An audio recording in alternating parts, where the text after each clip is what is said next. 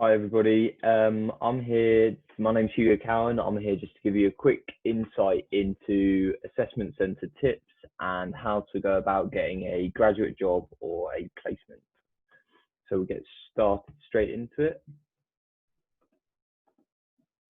So getting to an assessment centre, so there are a lot of processes towards getting to it. So the first one is prepare for applications to open. So normally these open around September time. So you'll want to go on lots of different websites, LinkedIn, Rate My Placement, Google searches, other things like that to try and get an idea of who's hiring, when they're hiring, what kind of placements they're offering. And then the next stage is obviously to apply for the roles that you would like. And once you've applied, normally you'll get invited straight away to do online tests.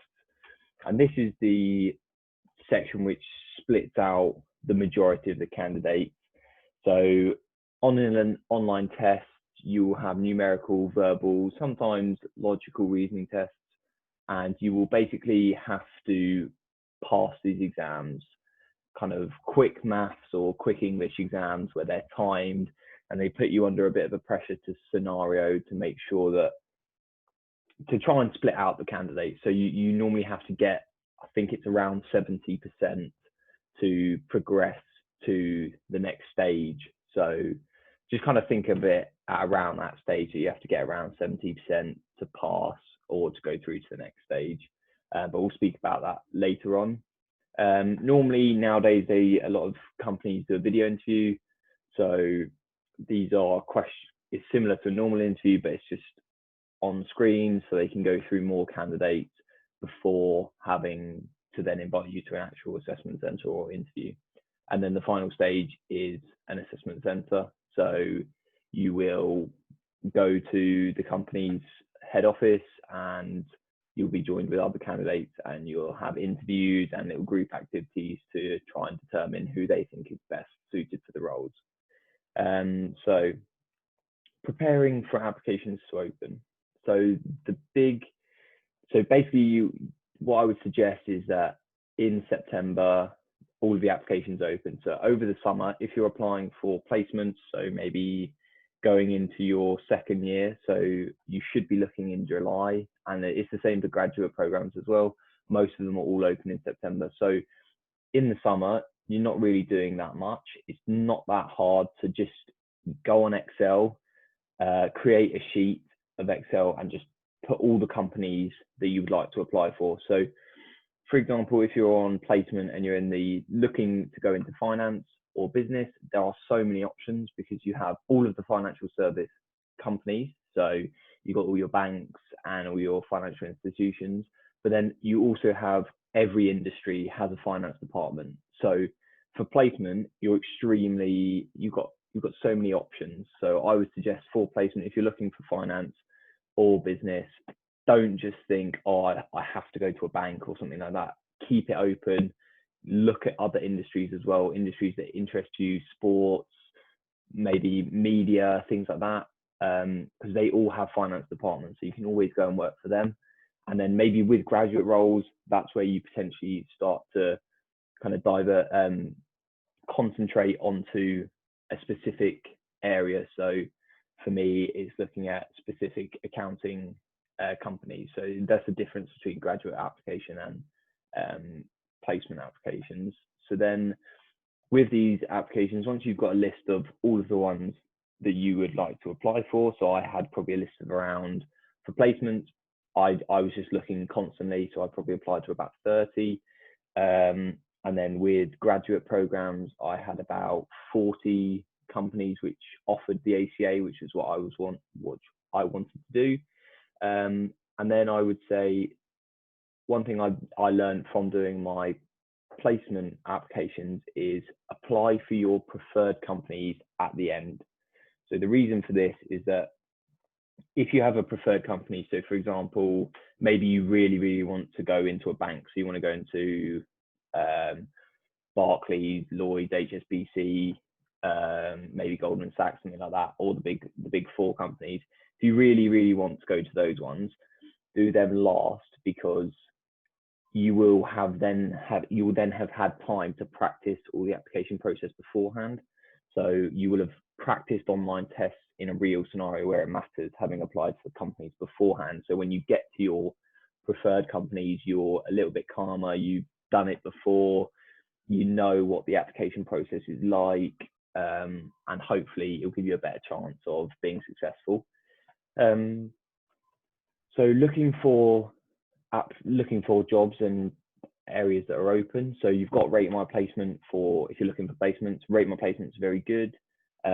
They have loads of different companies on there for placements between 1 to 6 months or for a whole year placement as well. That's where I found my placement for NBC Universal Studios. That's where I found mine, and it's really easy to apply. You can also put job alerts on, so when new jobs become available, you'll get an email saying, look, these are the jobs that are available, and that's really easy.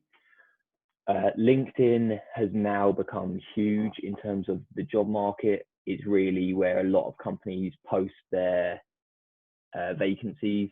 So I would suggest just going on LinkedIn, make sure your profile is top notch, go and speak to the careers team about how you can make your profile look better, so that if people are looking at your profile, it's instantly engaging and it's got all your information there. And you can just go on the search on LinkedIn and just look at any jobs available. So maybe look for finance in London, or finance internship, finance placement, things like that. Those kind of job searches on LinkedIn. And then finally, if you actually know kind of the companies that you want to apply for, so say you potentially want to go to Goldman Sachs, you could just go Goldman Sachs careers on Google search, and it'll come up with the company website. And a lot of companies don't have their vacancies on Rate My Placement or LinkedIn. You do have to go to the specific company website and go through careers, and then they'll have options on there. So it is always worth, if you know certain companies in the financial sector, it's worth looking at their actual company website. So what I'd suggest is, maybe if you are looking for business and finance, just get a big list of all the top financial companies or top banks, things like that, and then just look at all of their company websites. So that's preparing for applications to open. So as I said, main thing, start early.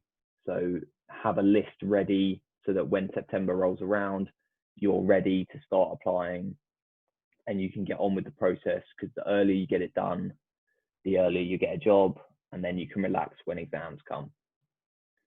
So then applications. So once you've prepared, it's then applying. The key thing I would say is know all your personal details, because you're going to have to fill this in a lot. If you're doing 30 applications, which I've done plenty of times, it's good to know obviously all your email and things like that. But the main one is probably know your grades. So GCSE, A levels, if you have them on a piece of paper, great, just have it next to you all the time, because you're going to have to fill them in a lot, and it does take quite a while. And then your uni modules as well. Some companies ask for these, some don't. So it's worth just having them. And if you know them off by heart, then it becomes a lot quicker when you're doing these applications, because applications do take a long time. I'd say some of these can take an hour, 2 hours to fill in all the details and do the online tests and things like that. So they are quite time consuming. So it's best to get these done, as I said, early. So in September, when you're not at uni yet, if you can get them started early doors, then you don't have to do them whilst you're studying and things like that. So that's the best, to get them done early. And then a lot of companies nowadays will ask questions within the application process before you get to online tests. And some might just not have online tests and they'll just have questions. So these can range. They can be kind of interview questions. So one company that I applied for when I was doing my graduate role, they had around 10 questions, and they were interview style questions, and you had to write around 200 words for each one. And then when I actually got to the interview, they didn't have an online test. It just went straight to an interview. And when I had the interview, they actually had my answers printed. They had the questions and my answers printed out in front of her so that she could kind of see and kind of quiz me on what my answers were. That's a kind of different way that some companies are doing it nowadays. But with these, what I mean by save all your answers is, say they asked you 10 questions and it's, what are your strengths? What do you think you would bring to this role? Those kind of questions. They're very similar for every other application that you're going to do. So just go in a Word document, copy the question into a Word document, paste your answer in there as well, and save it. And then when you come to applying for your next role, you'll have those answers there. So say it's a very similar question, can you give us 2 of your main strengths? You can just copy your answer from the applications you've done before, paste it in there, alter it a little bit to suit the company that you're applying to, and that saves you a bunch of time. And I think that saved me a good couple of hours on each application by just altering the answers that I'd already given, because they are very similar kind of questions. Moving on to online tests. So once you've filled in your applications, you'll normally be invited to complete online tests, especially with placements. I would say I had more online tests for placements than I did for graduate roles. So with online tests, you're going to have to expect that you will have to do these. So I've given a link below, a link to practice. There are plenty on the internet. You don't have to pay for them. I never paid for any of them. Just go online, type in free assessment, free online numerical and verbal reasoning tests, and there are loads of websites that give you different types and different kind of practices. You can do timed ones, not timed ones, it varies. With online tests, the main purpose is, as I've said before, is to split the candidates that's where you get your big divide. So you have to get around 70% to progress to the next stage. Everyone else is failed and they don't progress. So this is where you split out the competition. So I would say make sure you practice these. So in September, over the summer, whilst you're kind of not doing much at uni, get practicing. So mainly I always found the numerical one was harder just because of the time limit. So it is worth just practicing under time conditions, these tests, because it can be 20 questions in 20 minutes. And the questions aren't hard. It's very basic maths. It's not algebra or anything complex. It's using a calculator just quickly and getting your head around these questions very quickly, what it's asking of you. So because you only have a minute per question most of the time, it is just trying to put you under pressure, and you just got to be able to cope with it. And I think the more that you practice, the better you become under pressure, the better you become using your calculator quicker, instead of writing everything down. So just make sure you practice, because once you're got the hang of it, you'll then be much better and you'll pass a lot more of them.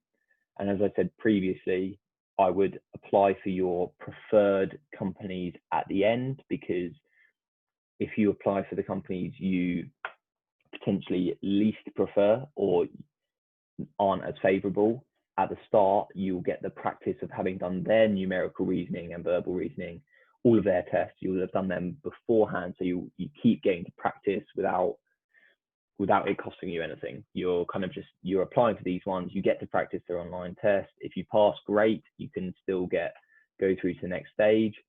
And if you don't, okay, you still had to practice.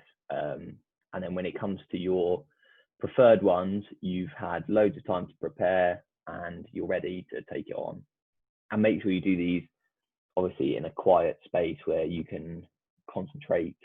So I would suggest maybe at home if it's quiet, or go to the School of Management and ask if you can book out one of the meeting rooms or something like that. And because it's nice and quiet in there, you're by yourself. So video interviews, these are the next stage. This is the next stage of the process. Once you've got through the online test, they'll invite you to a video interview. a lot of the time. Again, I would say for placements, it's more likely than graduate programs. For graduate programs, I didn't do that many video interviews. I think I did maybe 5, and a lot of them were straight to interview. But anyway, with video interviews, there are a couple of tips and things to look at. I think people do find these quite hard because it is a bit awkward staring straight into an empty camera. So I would say, obviously, the main one is to prepare. So whatever company you're doing it for. So when I was applying to NBC Universal, I had all of the information about the company written down in a book or on note paper, things like that. So you want the key employees of the company, CEO, CFO, about the company history, the company values are very important. Every company has their own values. So do go on the company website and have a look for those. And then the big one I would say is go and look at recent news articles. So Google News, any news articles, anywhere really. Look at news that is relevant to the company and is happening at the minute, so you can drop it into your interview questions, because this does help a lot, and it helps to kind of show that you're interested in the company and their current event, and you're up to date with current events. So just be prepared for those, and then always have your interview style questions prepared. So the career team can help you with this as well.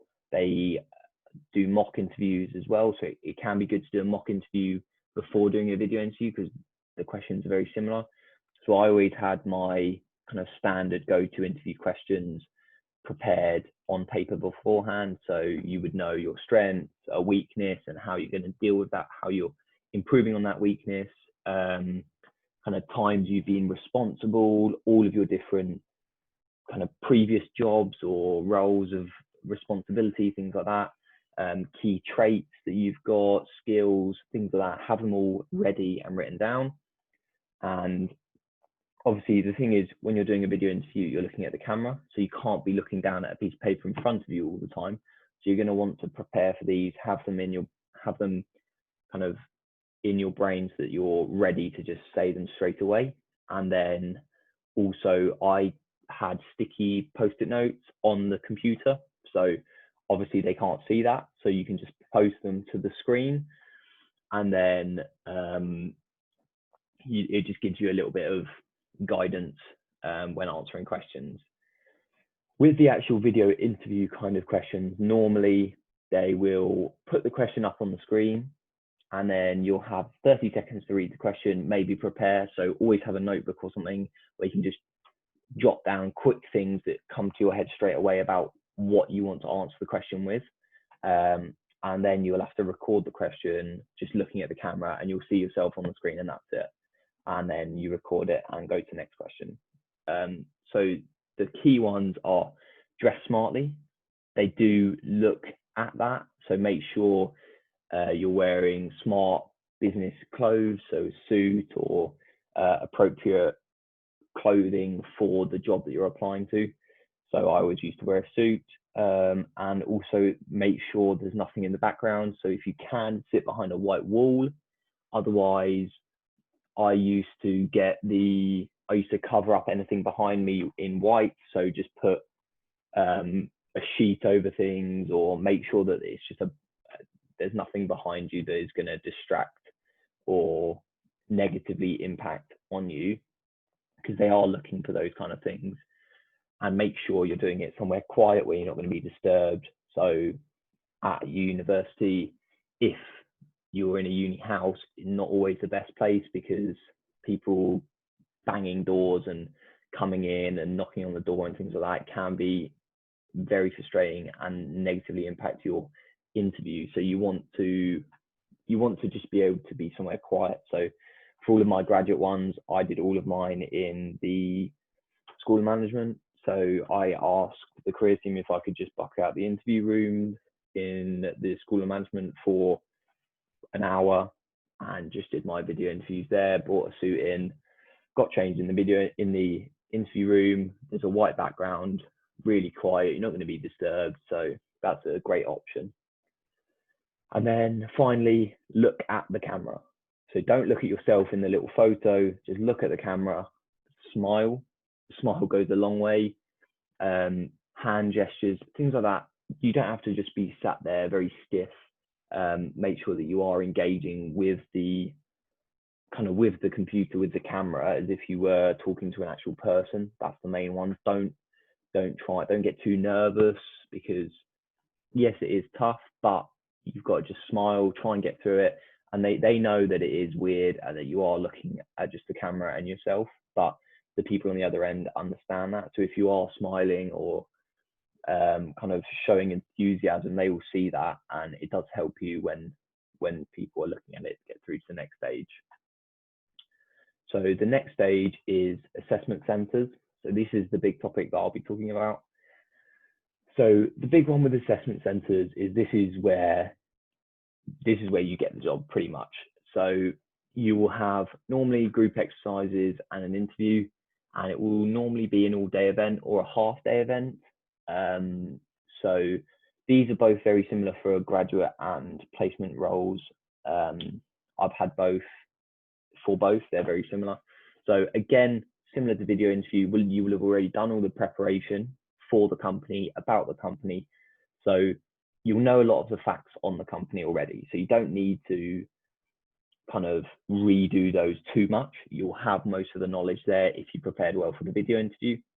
Then the key one is that although the assessment center could be a couple of months down the road after the video interview. So I did a lot of my video interviews in October, September. Having applied in September, I did a lot of my video interviews in October. Then I was invited to interviews and assessment centers in November, December time. So obviously there is quite a big lag there. So there is new news articles that come out. So make sure throughout the period you are looking up about the company, just quickly, briefly looking at them on a weekly, daily basis, whatever, just to keep up to date with news events that are happening, because they are the best thing to drop into interview questions. If they ask about why you want the role, you can just answer with key information as well. And then, yeah, just be prepared for your kind of interview questions. Go to the school management, do mock interviews where you give them, if you even give them the company that you're applying to, they'll look at questions and they'll try and ask you questions that they think that company will ask you. They might have alumni who have already been to those places who can say what kind of the interview questions are, so they're really helpful for that kind of thing. Then when you actually arrive at the video interview, at the assessment center, sorry, the key thing is you are being watched 24/7. So leave your phone at the door. Before you even walk through the door, put your phone away, put your headphones away, in your bag. Don't even have it in your pocket, really. Don't be tempted to look at it, because the big one that I noticed is when you're, even as you arrive into the reception lobby, you're all sat there, you're a group of graduates, you can tell who they are, you're all sat there, a bit nervous, waiting for someone to come and get you from the reception. But we don't know is they're probably all looking at you. They're looking at you from a camera somewhere, or they're analyzing you to see how you interact with people. So if you're on your phone, ignoring everyone else, it's not coming across great from the start. So make sure you leave your phone, engage with the other candidates, just have a chat really about anything with the other candidates. And it's just good to kind of settle the nerves as well, but just shows that you're keen to talk to other people and you're not just going to be sat there on your phone the whole time. So even from the get-go, leave your phone for the day, leave it in your bag. And then, so you'll normally be shown up into interview rooms or conference rooms, things like that, with the rest of the groups, with the other candidates they're applying. So normally they're half-day or full-day events. So with half-day events, you might not have lunch or things like that. So you'll have a group exercise and an interview, and with full-day events, you might have 2 group exercises and an interview and lunch. So we'll start with the half-day. So with a half-day, you have 1 group exercise, maybe 1 interview. So the group exercises normally just problem solving exercises. They're nothing to be wary of. You can't really prepare for them unless the company has told you to prepare something. But it's just about how you work within a team and how you problem solve kind of under pressure. So I would say the big ones are making sure that everyone in the team is involved. So you may be someone who likes to talk a lot or is a leader, sees himself as a leader. I do see myself as a leader. I like to kind of put my point across early, but in these assessment centres, what you've got to be wary of is that you want everyone to share their opinions. So something I would always do, I'd always make sure that if I'm talking the group exercise, or if there's a question, a solution, I'd say my solution, but I'd always say, try and spot someone who's maybe being a little bit quieter and just say, and what do you think? So you get other people involved in the exercise, and that's something that's very important. Shows that you're not just out there for yourself, you're also a team player, work well in teams as well. So that's a really good point. And then don't shout over each other. Make sure that you're being kind of nice person to work with. That's what they're looking for. They're looking for, you got to remember, these people are going to be working with you for the year, or if you're a graduate, for much longer. So they're actually looking for people that they would want to work with as well. So you just keep that in mind when you're applying. You're wanting to be someone that they want to work with, or you would want to work with as well. So with the group exercises, just listen to others and make sure that you get other people involved, and don't stress about it too much, because you can't really prepare for them unless they've actually given you specific preparation tools. So then you would then move on to an interview, which is, you all will have done this hopefully with the mock interviews at the School of Management. So these will be your standard interview questions. Don't be nervous. It's normally nowadays very informal. It's just a chat with a manager of some sort who's going for the role. So make sure, again, you drop in a lot of key information about the company, information that is relevant to what's going on at the minute, and obviously sell yourself in a positive fashion. So if they do ask you for a weakness, or say they say 2 strengths and a weakness, obviously give your strength. And then with the weakness, always make sure that you say, I have been struggling with this, but this is how I'm working on it. So for example, I would say something like, I do rush into decisions. Sometimes that is a weakness of mine. However, I've been working on this recently by just taking a step back and kind of waiting a few moments before making a decision, and try and give an example of how you've been doing that recently, because that helps to show them that you are actually working on this weakness. And so then I would make sure you always have a question for the interviewer. They will always ask this at the end, or mostly they will ask this, do you have any questions for me?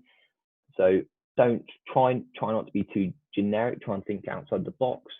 So I would always say something a bit more casual. So what's the social life like? Is there any activities within work, things like that, where you can kind of have a nice chat with them about maybe sports that they do within the company, or any activities that they hold, any trips, things like that. Those things do happen at a lot of the big companies. So it's a nice way to ask a question without it being too serious of a question. But if you do have other questions, obviously ask them as well. So with the assessment center on a full day event, you'll then also have lunch. So normally they bring in other placement students or graduates during lunch, where you can just ask questions. So again, or other managers. So again, don't be on your phone, leave your phone away, and just ask questions, engage with the other graduate students or managers, ask questions. Always just be involved throughout the assessment center, and that's the best way to do it. So that's it for the assessment center tips. So I'll just quickly talk about my placement. So as I said, my name is Hugo Cowan. I was on placement with the Universal Studios in finance, doing corporate finance for them. So I started applying for placements very early in September. With my MBC placement, I made the mistake of, I wanted to go into the banks. I made the mistake of applying for all the banks first, not really knowing about the online tests and all that kind of thing. So I failed a lot of the online tests early doors. But as I got better at them, I got a lot more opportunities, and I eventually decided to go to Universal Studios, where I was doing finance. And for me, I never really thought about going into industry. I was always thought, oh, I just want to go into bank or financial services. But for placements, the industries are really, really great. They give you such a great understanding of companies and how they work. And they also give you a bit more exposure to kind of actually working in different sectors. So, for example, I was working on things like Downton Abbey and loads of other TV series and films on a constant basis. And I think the main thing with placement is getting advice onto what you want to do in the future. So I didn't really know massively what I wanted to do after. So a lot of the managers spoke to me. I got a lot of advice from them, asking all the time throughout the year. And they all said for me to go and do the ACA qualification, which is the Chartered Accounting exam. Never thought about it, didn't know what it was. So I looked into it a lot. And then after my placement finished, I knew that I wanted to go and do the ACA. So once the placement had finished, straight away in July, I started looking at all of the companies that did the ACA program, so all the accounting companies, and I wrote all of my lists out and started applying in September for graduate programs. So I had a clear idea of what I wanted to do when I graduated, and come September, I started applying for all the graduate schemes, and I was doing interviews all of November, pretty much. November and December, I was traveling back to London a lot. The careers team do give you a bursary to help with travel to London, because obviously Swansea is very far away. If you're going to an assessment centre, do ask, because they can help you out. And otherwise, the companies do sometimes help you out as well if you're traveling from quite far away. So I was in November going to a lot of these places, going to London a lot for graduate interviews and things like that. So the good thing about being prepared early was that September, I was already prepared. I'd done a lot of the applications before uni even started. Obviously, you're going into final year, so there is a lot of work to do. And if you're prepared beforehand, November was quite stressful. December was quite stressful, doing all of these applications, going to London whilst doing kind of lectures and things like that. But when the time came, I had a job secured by the start of December, where I'm going to work for Smith & Williamson in September on a 3-year graduate training contract. So I already had mine sorted by December. None of my deadlines had come yet, so I'd already had it all sorted. I had time to then do all my coursework and also prepare for exams in January. So I didn't have to worry when I was revising over Christmas, didn't have to worry about, oh, I need a job, things like that, about after, because I had it all sorted by December. So you can just focus on the rest of the year after that, get your grades, get what you need to get started in a career, get the first and the 2-1s that you're looking for. So being prepared just gives you so much scope to be able to, it just helps you relax afterwards. It's a lot easier to have it all sorted out. And I would say that's the main thing, is just being prepared. And what being on placement does give you is it does give you that kind of that working life experience. So the 9 to 5 of working all day. So when you come back in final year, you do find that you're a lot more productive. You don't just go to your lectures, the 2 hours you might have on that day. You don't just get up at 12 and go to your lecture. You're actually up early, I find, and you're already doing work. So it's a lot easier to get on top of coursework and get motivated to do work in final year if you've been on placement, because you're used to working 9 to 5, you're used to working 8 hours a day. Whereas at uni, it's a lot more relaxed. So I would say that's one of the big benefits of placement as well. But that's all of my tips for getting a job, for whether it be graduate or a placement. If you do have any questions, do let me or the careers team know. My email address is 920-894@swansea.ac.uk. Just send me an email if you've got any questions or you'd like any help applying or anything like that. I've got a lot of companies. If you need help thinking of companies to apply for or things like that. Otherwise, thank you for listening. And yeah, just let me know if you have any questions.